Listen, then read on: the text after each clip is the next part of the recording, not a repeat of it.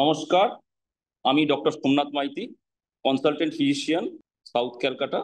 আজকে যে বিষয় নিয়ে আলোচনা করা যাবে সেটা হচ্ছে গ্যাস্ট্রো ইসোফেজিয়াল রিফ্লাক্স ডিজিজ এবং গ্যাস্ট্রো ইসোফেজিয়াল রিফ্লাক্স ডিজিজ এবং তার কিছু কমপ্লিকেশন। আসলে গ্যাস্ট্রো ইসোফেজিয়াল রিফ্লাক্স ডিজিজ নামটা একটু খটোমটো শোনাচ্ছে বটে, সেটাকে সোজা করে বলার একটা চেষ্টা করছি। আসলে আমরা যে খাবারগুলো খাই সেই খাবারগুলো গ্রাসনালীর মাধ্যমে যায় হচ্ছে পাকস্থলী। গ্যাস্ট্রো মানে হচ্ছে পাকস্থলী, আর ইসোফেজিয়াল মানে হচ্ছে ইসোফেগাস। এই কথাটার মানে হচ্ছে গ্রাসনালী। তাহলে খাবার আমরা মুখ থেকে গেল ইসোফেগাসে, ইসোফেগাস মানে গ্রাসনালী, এবং সেখান থেকে পাকস্থলী। এটাই হচ্ছে নর্মাল ফেনামেনা। এবার কখনো কখনো দেখা যায় যে আমাদের সাধারণত যেটা হয় সেটা হচ্ছে আমাদের গ্রাসনালী থেকে পাকস্থলী এবং পাকস্থলী থেকে ক্ষুদ্রান্ত মানে ডিওডিনাম, জেজুনাম, আইলিয়াম এগুলোতে গিয়ে আমাদের এটাই নর্মাল প্রসেস বা পেরিস্টলসিস যে প্রক্রিয়া, সেই প্রক্রিয়ার মাধ্যমে এই এই পথেই যায়। কখনো কখনো যেটা হয় যে গ্যাস্ট্রো মানে স্টমাক, স্টমাক বা পাকস্থলী, সেখান থেকে উল্টো দিকে খাবার রিফ্লাক্স হতে পারে বা উল্টো দিকে খাবার যেতে পারে। আসলে আমাদের স্টমাক বা পাকস্থলী এবং খাদ্যনালীর মাঝখানে যে স্ফিংটারটা থাকে সেটা হচ্ছে গ্যাস্ট্রো ইসোফেজিয়াল স্ফিংটার। এই গ্যাস্ট্রো ইসোফেজিয়াল স্ফিংটার কখনো কখনো রিল্যাক্স হতে পারে। যদি তাই হয় তাহলে এই স্টমাক থেকে খাবার গ্রাসনালী হয়ে কিন্তু কখনো কখনো অ্যাসিড রিফ্লাক্স হতে পারে। এবং আমাদের যে রিফ্লাক্সটা হচ্ছে সেটা কি হতে পারে? খাবার হতে পারে, অ্যাসিড হতে পারে।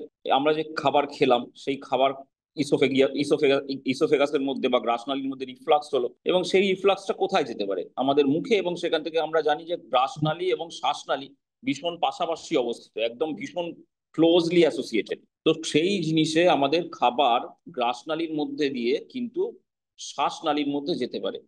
শ্বাসনালীর মধ্যে গেলে কি হয়? সেই খাবারটা চলে যায় লাঙে বা ফুসফুসে। এই ফুসফুসে যদি যায় তখন কি হবে? সেই খাবারটা আমাদের, যেমন খাবারটা আমরা খাদ্যনালীর মধ্যে গেলে সেটা আমাদের বায়ুপথে বেরিয়ে যাবে হজম করার পরে, কিন্তু ফুসফুসে সে বেরোনোর সুযোগ থাকবে না। ফুসফুসে যদি চলে যায় তাহলে সেখানে একটা ইনফ্ল্যামেটরি রিয়াকশন হবে বা প্রদাহ হবে। যদি সেই প্রদাহ হয় বা আমাদের বিভিন্ন সাইটোকাইনস এবং যে ডব্লিউবিসি আছে তারা বিভিন্ন কেমিক্যাল তৈরি করে, সেগুলো দিয়ে প্রদাহ হয়, সেগুলো হলে কি হবে?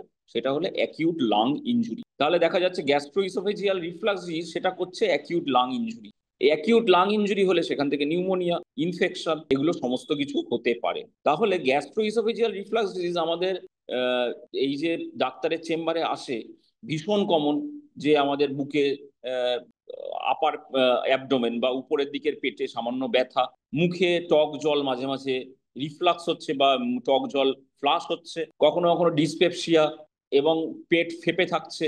এই সমস্ত সিমটমস নিয়ে কিন্তু ডাক্তারের কাছে আসে, বা আমাদের যদি এই ধরনের সিমটমস যদি থাকে তাহলে কিন্তু ডাক্তারের কাছে যাওয়া উচিত। কেননা এইটা হচ্ছে গ্যাস্ট্রাইটিস, গ্যাস্ট্রোইসোফেজিয়াল রিফ্লাক্স ডিজিজের সিমটমস, পেপটিক আলসার ডিজিজ। সমস্ত এই ধরনের ঘটনাগুলো থেকে যতটাই মনে হোক না কেন যে আমাদের পেটে সামান্য আহ, টক, মুখে টক জল উঠছে, পেট একটু ফেপে থাকছে, খুব সাধারণ শোনাচ্ছে বটে, কিন্তু এটা যদি লাং ইনজুরি করে, অ্যাকিউট লাং ইনজুরি করে, সেখান থেকে নিউমোনিয়া এবং কিন্তু সেখান থেকে কিন্তু আবার জীবনহানির সম্ভাবনা থাকতে পারে। নিউমোনিয়া এবং যদি সেই ধরনের জীবাণু বাসা বাঁধে তো সেখান থেকে কিন্তু জীবনহানিরও ঘটনা ঘটতে পারে। সেই জন্য কি করতে হবে?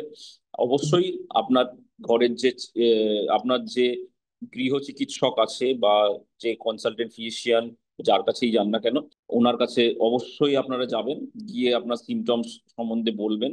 কিছু সামান্য জিনিস, যেটা হচ্ছে আমরা খাওয়ার পরেই শুয়ে পড়ছি, রাত্রেবেলা ডিনার করলাম, শুয়ে পড়লাম, শুয়ে পড়ার পরেই কি হলো, মানে আমাদের শোয়ার পরেই তাহলে আমাদের পেট থেকে কিন্তু খাদ্য নালী, যেটা গ্রাস নালী, গ্রাস নালীর মধ্যে কিন্তু খাবার ফিরে আসতে পারে, যেটা বলা হলো। তো সেই জন্য খাওয়ার পরেই আমরা শুয়ে পড়বো না। এবং কিছু ওষুধ তো আমাদের থাকে আজকাল, অ্যাসিডের মানে হচ্ছে অ্যাসিডকে নিউট্রালাইজ করতে গেলে অ্যালকালি থাকে। আমাদের প্রচুর অ্যান্টাসিড অ্যাভেলেবেল আছে। অ্যালুমিনিয়াম হাইড্রোক্সাইড, ম্যাগনেসিয়াম হাইড্রোক্সাইড, অনেক জেলিও পাওয়া যায়। কিন্তু আরো যেটা ইম্পর্টেন্ট জিনিস হচ্ছে আমাদের পেটের যে অ্যাসিড, সেই অ্যাসিডটা যে ক্ষরণ হয়, ক্ষরণ বা সিক্রিশন হয়, সেটাকে কমানো যেতে পারে। আমাদের এমন কিছু কিছু ওষুধ আছে যেগুলোকে প্রোটন পাম্প ইনহিবিটর বলি। এই প্রোটন পাম্প ইনহিবিটরের কাজ হচ্ছে আমাদের পেটের যে অ্যাসিড সিক্রিশন, সেই অ্যাসিড সিক্রিশনটাকে কমিয়ে রাখা। তো আমরা যদি এই পেটের অ্যাসিড সিক্রিশনটাকে কমিয়ে রাখতে পারি তাহলে আমাদের যে পেট থেকে বা পাকস্থলী থেকে গ্রাসনালীর দিকে যে রিফ্লাক্সটা হচ্ছে এবং সেটা লাঙে যাচ্ছে, সেটা অ্যাসিড, লাঙে যে পোর্শনটা যদি যায় সেটা অন্তত অ্যাসিড অবস্থায় থাকবে না, বা তার পিএইচটা কিছুটা হলেও ইমপ্রুভ হবে। তো সেটা হলে ইনফ্লামেশনটাও কম হয়। সুতরাং এই ছোট ছোট জিনিসগুলো মনে রাখতে হবে। প্রোটন পাম্প ইনহিবিটার ভীষণ ইম্পর্ট্যান্ট একটা জিনিস, যেটা দিয়ে আমরা এই গ্যাস্ট্রিক গ্যাস্ট্রিক অ্যাসিড রিফ্লাক্স বা গ্যাস্ট্রো ইসোফেজিয়াল রিফ্লাক্স ডিজিজ, এই ডিজিজের যে অ্যাসিড পোর্শনটাকে আমরা কিছুটা হলেও কমিয়ে রাখতে পারি। নমস্কার।